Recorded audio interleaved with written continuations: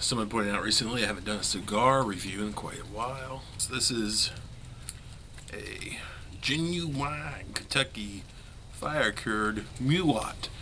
And MUWAT stands for My Uzi Weighs a Ton.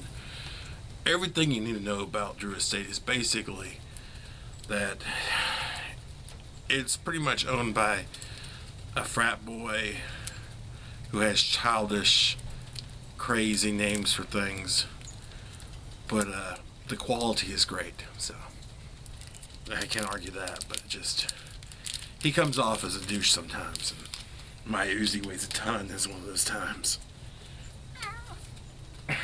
You tell me, what do you get? Kind of flavors you get off of that?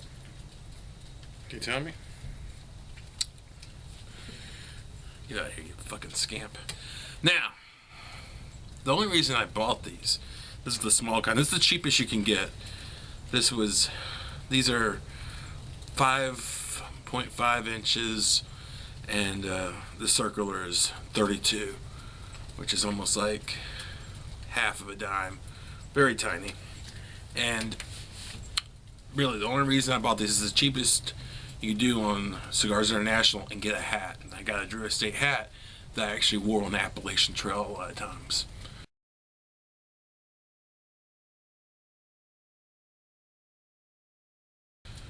And I actually lost the hat in the whites. So if you were just getting done with the whites, going northbound and going into Gorham, New Hampshire, you may have found my hat. You can have it, enjoy it. It's a cool hat. Get in there. So I gotta loosen it up.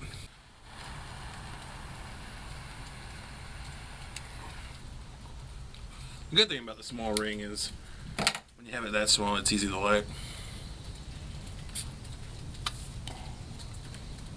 Drawing is such a nuisance. So fucking tight.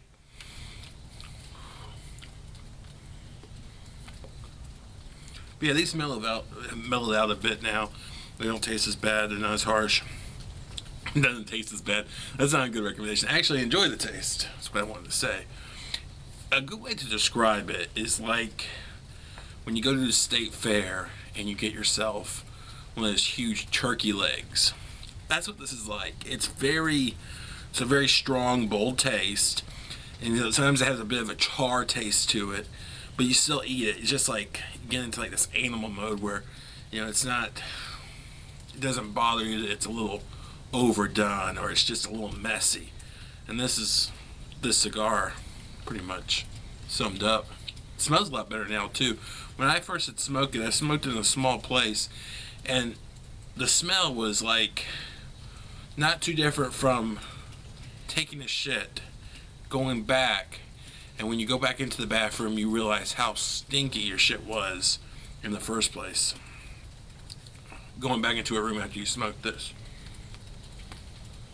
I'm outside, so I can't see if that's changed. A lot of people say they get like different woods taste in here. I definitely taste hickory. I think that goes back to like the turkey leg comparison. It just feels like something that's smoked like that.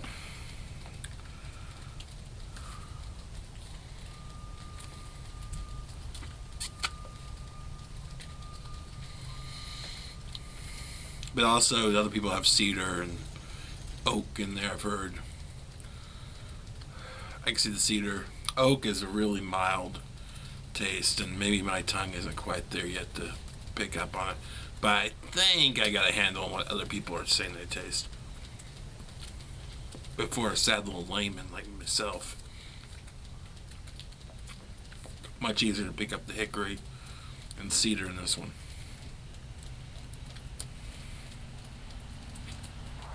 It's definitely a cigar if you could have it on its own Tupperware container, or if you want to put it in a flavored humidor. But even in a flavor humidor, this is going to overpower a lot of the other cigars in there. And it's going to smell like this when you open it. Alright, so you may be asking yourself, Noyjeetut, what do you pair a cigar like that with?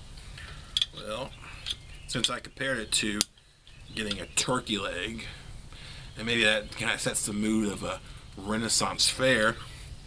I thought I'd go with something that's a little unique to my taste. Something discovered on the trail. This is Coney Island Hard Root Beer.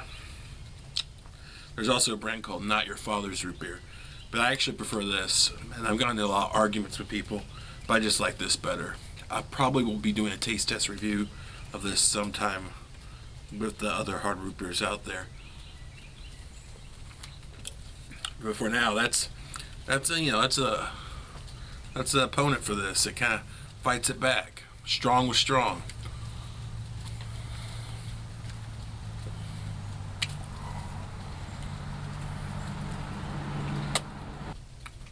A lot of married men wish this was their wife.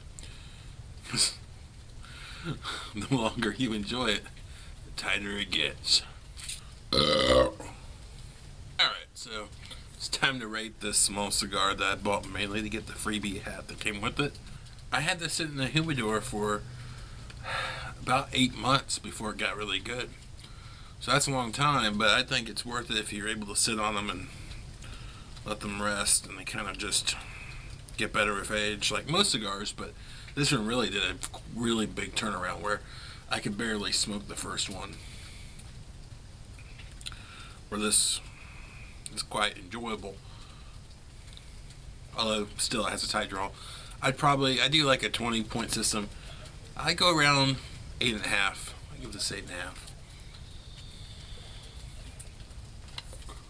And really, it'd be higher up with the tight draw.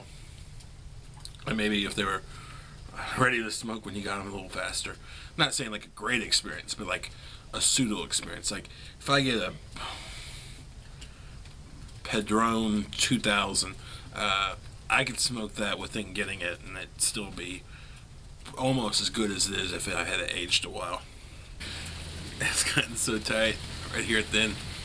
It's like a fucking pacifier.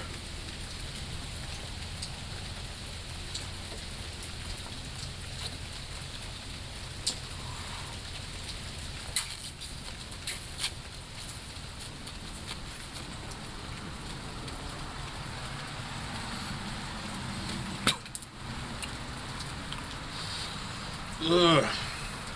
Why can't I quit you? Mary? Is that you, Mary? Why are you working in a library, Mary?